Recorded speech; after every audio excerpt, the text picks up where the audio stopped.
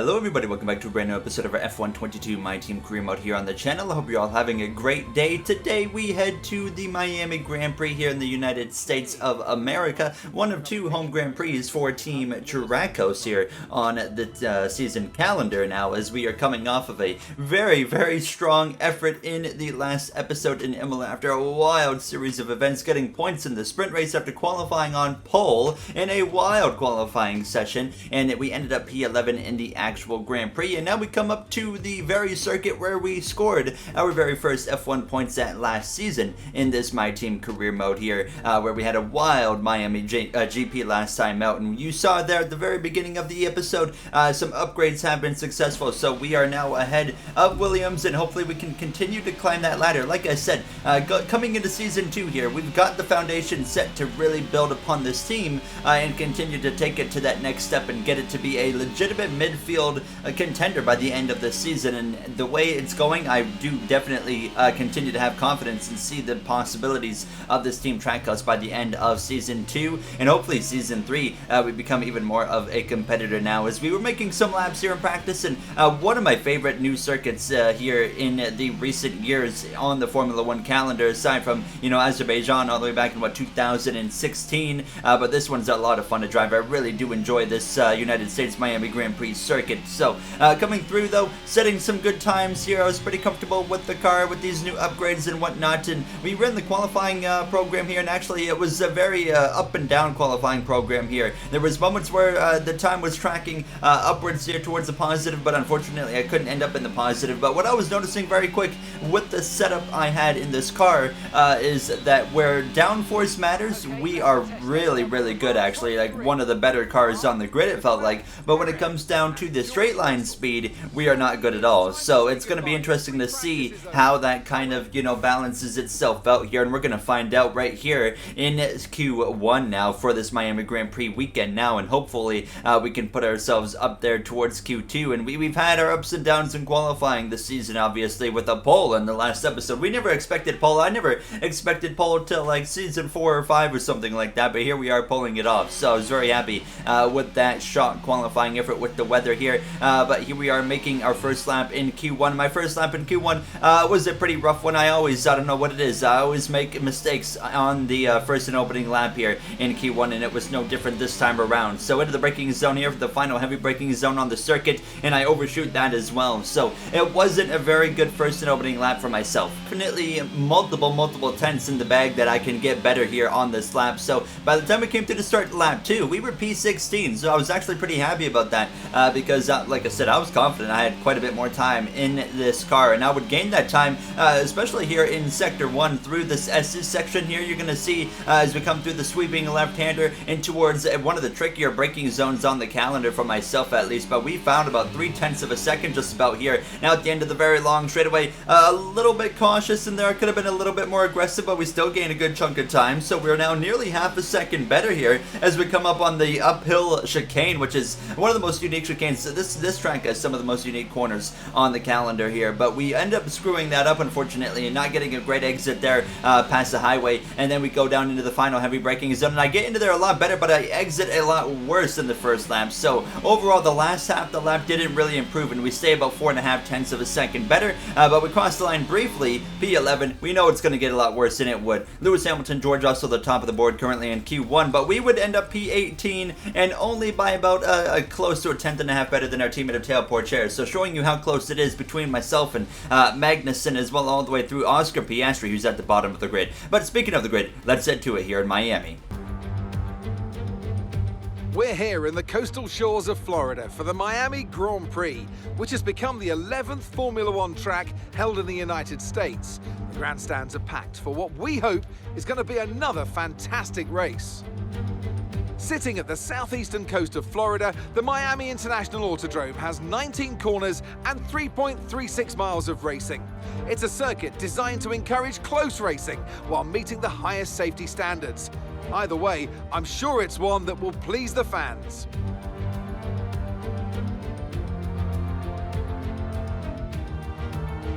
It's time to see how our drivers are stacking up after yesterday's exciting qualifying session. World champion Max Verstappen starts from pole position, and it's Charles Leclerc in P2. Moving on to the rest of the grid, we have Hamilton, Russell, Sergio Perez and Bottas, Sainz, Ocon, Norris and Pierre Gasly, Tsunoda, Mick Schumacher, Daniel Ricciardo and Joe, Albon, Vettel, Kevin Magnussen and Golden Boy, Latifi, Stroll, Théo Pourchaire and Oscar Piastri. It's almost time for those 5 red lights to go out then. Let's see who can prevail today. And I'm joined once again by Anthony Davidson to bring you the lowdown for today's race. Let me ask you about Aston Martin. We have a number of changes to the aerodynamic regulations this year, and the signs haven't looked good for them so far in terms of getting to grips with those changes. It doesn't look promising for them so far. And if the new regs have hit them as hard as we think, well, I suspect they may need a few late nights at the factory to get back on track. There you saw the starting grid in the pre-race festivities here as we're ready to go lights out in Miami. We've seen a new winner every GP so far this season. Will we see a repeat winner today? It looks like we very well could. Sebastian Vettel all the way down there in P16, a rough starting position there for the 4-time world champion who's still looking for his first podium in his Red Bull return. Now as we grid up here, just behind Sebastian Vettel alongside Kevin Magnussen here now as it's going to be Charles Leclerc, Max Verstappen up there towards the front row, and it's going to be lights out, and it's a great start for Max Verstappen, but it might be an actually even better start for Charles Leclerc, who's going to be alongside Verstappen. Down into turn 1, Russell and Hamilton side by side. Leclerc runs Verstappen a little bit wide right there on the exit of turn 1, and sure enough, Charles Leclerc takes the lead here in Miami. Lewis Hamilton 3rd place, as well as his teammate of Russell 4th, just in front of Valtteri Bottas there in the Ferrari. It's been a rough start to the season for Bottas, very up and down, and then he's got right now to hold off Sergio Perez and his Alpine teammate actually of Esteban Ocon. And speaking of Sergio Perez,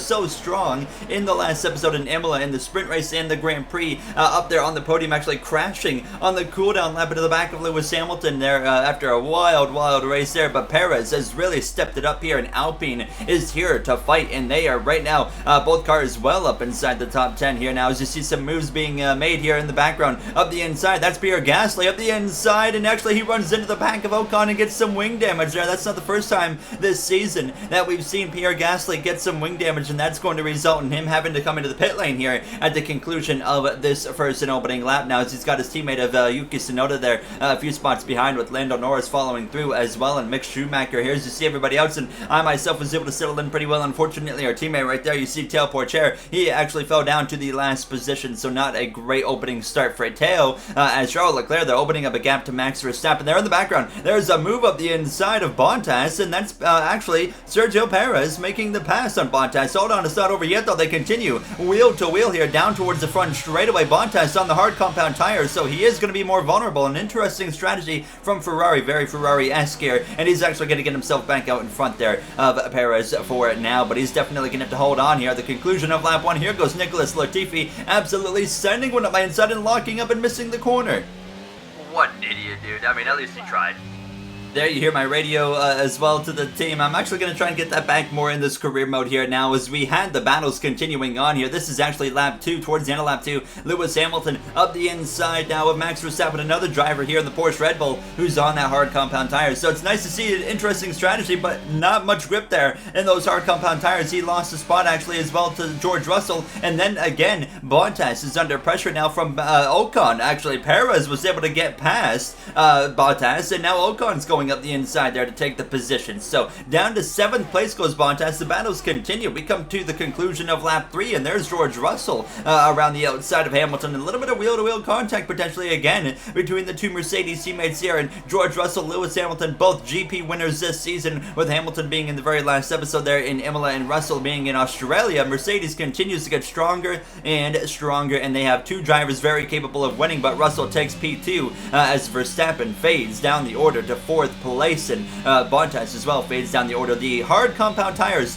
do not seem to be the way to go for those two drivers of both Verstappen as well as Valtteri Bottas here. Now as we come through on to lap 4, and I was 2 seconds ahead of Nicholas Latifi now, and I had run down Kevin Magnussen and the group of cars ahead. So what I found out is there was cars in front of us with wing damage, but surprisingly they were not pitting, which is the unthinkable. Magnussen locks up into the braking zone. He turns in on us there, and you see it right there. He ran directly into the side of me after missing the apex, and actually gives me underbody damage to this car. I don't know how I got underbody damage, but that's what I was told by Mark, was we have underbody damage to this car now, so I don't really know if that's going to affect the handling too much because it was pretty light and damage, so I wasn't too concerned about it, but definitely something to keep in mind here. But there was cars in front of us. You see me asking about Carlos Sainz. He also has front wing damage here now as I'm trying to make a pass on him, and I was asking Mark what the situation was with Carlos, and that's when I found out, yeah, that Carlos right here has wing damage, but he's not coming into the pit, so I guess it's not severe enough. But we have cars, multiple cars up in front of us picking up wing damage that are deciding for some reason not to pit, which I actually really like, instead of them pitting immediately. As you can see, Perez now actually up the inside now of Max Verstappen, just showcasing how bad of a call it might have been to go to that hard compound tire, because sure enough, Verstappen drops down into P5, but the battles would continue because Perez would actually bring Verstappen up to Lewis Hamilton, and there you see Verstappen's going to send one into the actual side pod of Hamilton, and he's going to damage his front wings, so Verstappen would be forced to come into the pit lane at the conclusion of that lap. So we would actually pass him. He's down to now P14, an absolute disastrous start there for Max Verstappen as the battles would continue in front of us. And well, guess what, there was more cars up here with some wing damage actually. Daniel Ricciardo was one of them. Yuki Tsunoda as well was one of them. It was crazy what was happening here throughout these opening laps. Now as you see, Zhou Guanyu with an aggressive send on Tsunoda, and he stomps on the brakes there in that Porsche AlphaTauri. I had to stomp on the brakes to make sure I don't run into the back of a fellow Porsche driver and actually get a warning for exceeding track limits right there. But like I said, Tsunoda was another one with wing damage, so I go to the right hand side here, try and complete the pass, and actually I brake a little bit early. He sends one up there into the apex, and then I have to stomp on the brakes. His yellow flag's actually up ahead. It's Valtteri Bottas in the Ferrari who's had a mechanical failure. There you see him sitting on the right side of the track. It's going to be day over for Bottas there, unfortunately, now as we continue on, and things are starting to turn into an opportunity for us here today pretty quick in Miami now as we continue to fight for P11 now, and this time I'm trying to go up the inside of Tsunoda, making sure I'm alongside him enough to where he can see me and hope he doesn't turn in on me like Kevin Magnussen did prior. As we continue wheel to wheel, what a battle we are having here with Yuki Tsunoda, and it would continue because, well, look at the straight line speed difference. He would absolutely dominate me as we came through into the final heavy braking zone there, so he takes P11 back, and we kind of got into this little back and forth scrap, and Ricciardo now comes into the pit lane, another driver that I was told apparently had damage. So you can see myself continuing this fight here with Yuki Tsunoda around the outside, this time again into the braking zone, and this time we might get the upper edge on him. Yes, we get clear, but we know he's going to have DRS and a lot more straight line speed than me here in just a couple of moments, and you're going to see it right here. Here he comes once again. I have really no defense over that here into that final brake zone, so he's alongside me on that left hand side, and I was considering actually pitting early just so I didn't have to deal with this, because I could get ahead of Yuki, but then he would just repass me down the next DRS straight, and you see it once again. And now here comes Kevin Magnussen to go up my left side, but fortunately there he's not really able to make anything materialize enough, so I'm able to stay ahead. And then once again we fight with Yuki here, now alongside him down the long straightaway towards that heavy braking zone, and he's on that left side, we're on the right. We're doing the same move we did last lap here now, and we continue again wheel to wheel, and this time we make the move and take the position. But briefly, it's going to be very brief I should say, because here comes Yuki Tsunoda again down the next DRS straight. Look at that closing rate, it's insane. He blows past, and we once again drop down the position here. As you can see, Charles Leclerc now into the pit lane, bringing Lewis Hamilton, Perez as well. Russell and Ocon stay out, but I was also getting ready to come into the pit lane. Really great battles happening all this way through so far in this Grand Prix, which is nearly already almost halfway done, but surprisingly not a lot of chaos yet here now as we're coming in to make our one and hopefully only pit stop here for that hard compound tire, all by ourselves actually. So Tsunoda as well as Kevin Magnussen, none of them actually came into the pit lane with us, so we're all on our lonesome, which I was down for, because now I don't really have to worry here. I can you know, push as hard as I want where I am and try to get these hard compound tires warmed up in time by the time we run them down again here after they run their pit cycle, and that was lap 15. Here we are exiting the pit lane. There's Tsunoda, there's Magnussen, and we're gonna get them both there, so we will take that. And fortunately they are still warming their tires up, so I would be able to open up one heck of a gap gap here, nearly 2 seconds. The gap would be between myself and Tsunoda, so most importantly, we have gotten out of DRS range here now, as we were also passing Max Verstappen, who was exiting the pit lane. He had to make his second pit stop because, of course, the wing damage issues, so he was off cycle, so he would actually easily blow past me. Who could have thought that? So we would drop down to P11, but the way things have shaped up with drivers picking up wing damage and being off the pace but not pitting, so losing time that way, and then replacing the front wings, it allowed me to move up all the way into P11. You see Alex Albon, he was stopped on the right side of the track. He has as well had a mechanical failure in the Williams. He would be out of the Grand Prix, so 2 drivers have retired so far. Here's Sebastian Vettel now exiting the pit lane on lap 18, and he is gone from 16th to 4th in this Grand Prix, and it wasn't over. In the same lap, here he is, or sorry, lap 19, he's making a move around the outside of Sergio Perez with the DRS wheel to wheel for the final podium position. Vettel looking for his first podium in his Red Bull return. It might be coming today in what was, in my opinion, the most unexpected day for Vettel to make it happen here. What a drive from the 4-time world champion. What could have been if he would have been starting up towards the front, but I was settling in here in P11, and I was very quickly finding out, if you notice on the timing there on the left side of the screen on the left top, through the downforce sections, like I mentioned, it would be important all weekend long. When the downforce mattered, we were gaining a good chunk of time, and then when the, of course, aerodynamics and straight line speed came into effect, Yuki Tsunoda would pull multiple tenths on me down a straightaway, but then I would open it back up when the downforce mattered again. So it was back and forth here as we go through the grid here with 10 laps to go. Charles Leclerc 4 seconds ahead of George Russell. There you see Sebastian Vettel trailing them both, hoping for a safety car at this point, as Perez and Ocon, Alpine 4th and 5th. A great run for that team once again this episode, just like we saw in Imola. Now Lewis Hamilton there in P6, and he's trying to chase down Esteban Ocon, as Lando Norris and Mick Schumacher as well try to chase them down. Here comes Max Verstappen slicing his way back through the field, and Zhou Guanyu currently holding on to the final point here in that Alfa Romeo here in his second season in Formula 1, and myself there in P11 with Yuki Tsunoda not far behind in that Porsche AlphaTauri with Magnussen, Sainz, Ricciardo, Latifi all following behind. Look at all the cars. It's very difficult to pass for these cars because it's a whole train. It's the DRS train effect already in Season 2, actually, that we're seeing from 12th place all the way through to 19th with Lance Stroll, and then the only one that's not connected is Pierre Gasly, who's way off the pace because of the wing damage issues that he has had throughout this Grand Prix so far. So that DRS train was really helping me as well, because Tsunoda, of course, really can't put the full attack on. He's also got to defend over Kevin Magnussen, and while Magnussen's trying to get himself out in front of Yuki there in that AlphaTauri. So things were perfect for me here, and I was all by myself. And like I said,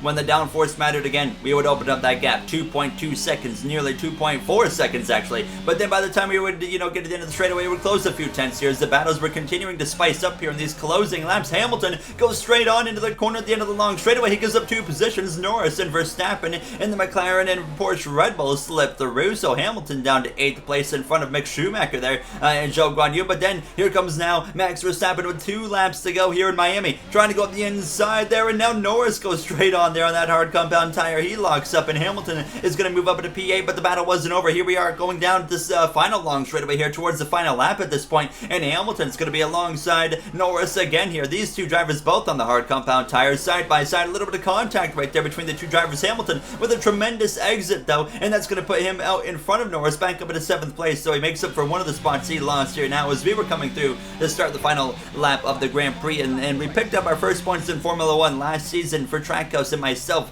at this very circuit. Unfortunately, not going to quite be the same outcome here today, but the only reason we got it last season was because of the pure chaos that we had in that Grand Prix towards the final 10 laps. I remember it was a pretty calm, first 20 laps or so, but then chaos took off after that point. But however, this time around, we just did everything right, really, and the downforce ended up actually being in our advantage, and we were able to comfortably stay ahead of the drivers in the DRS train and hold on to P11. Charles Leclerc is going to come through to be our first multi-time winner this season, win number 2 here in Miami, as George Russell is going to be P2, and Sebastian Vettel, for the first time in his Red Bull Racing return, he is going to come through to end up on the podium here in Miami. Awesome stuff to see there, and for the second time in a row, we finished P11 last episode in Imola. A lot of things worked out in our favor, just like they did today here in Miami. We don't have a car still. That's capable of running 11th place on raw speed. We have proven that, but however, things have worked our way.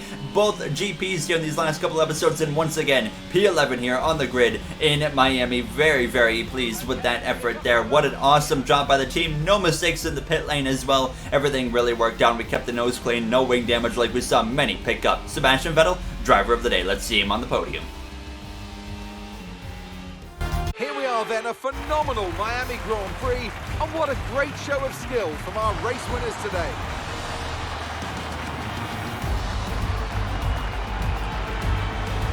So, Anthony, what made the difference out there today? I think that smart tyre management on track and very smooth driving definitely assisted in their victory today. That combination meant they got the absolute maximum out of their tyres at all times. Ferrari are at it again. An excellent performance at today's Grand Prix, and they're certainly a team that know what they're doing out there. There you see the podium, and like we said, Leclerc being the first multi-time winner this season and the defending world champion from last season. So many wins. I mean, he won like half the season in season 1. It was absolutely absurd what he was doing. It's been a bit of a cool down for Leclerc this season so far.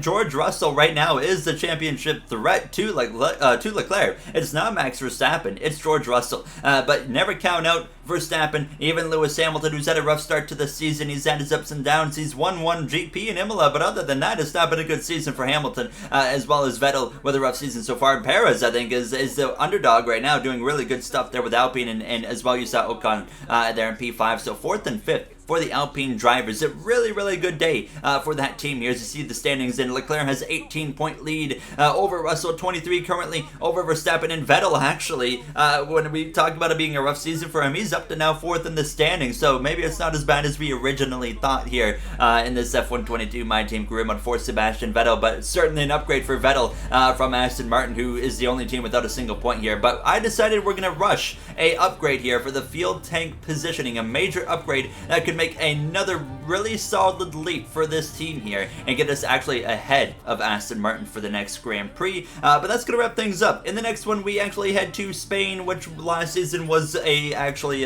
miserable Grand Prix for myself, so I'm hopeful that we don't have that happen this time around. But if you guys enjoyed, you know what to do. Like, comment, subscribe. Those would all be very appreciated. Hopefully we can have a strong effort there in Barcelona. Thank you for watching. Have a great day, everybody.